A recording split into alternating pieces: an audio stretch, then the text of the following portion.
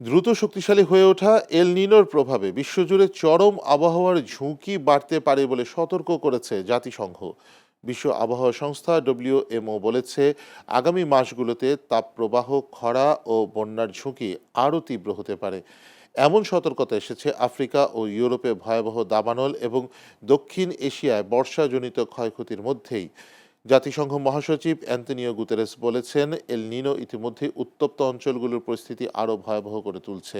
পূর্বাভাস অনুযায়ী মধ্য প্রশান্ত মহাসাগরের সমুদ্রপৃষ্ঠের তাপমাত্রা স্বাভাবিকের চেয়ে প্রায় 2.9 ডিগ্রি সেলসিয়াস বেশি হতে পারে। এতে বৈশ্বিক তাপমাত্রা আরও বাড়ার আশঙ্কা রয়েছে।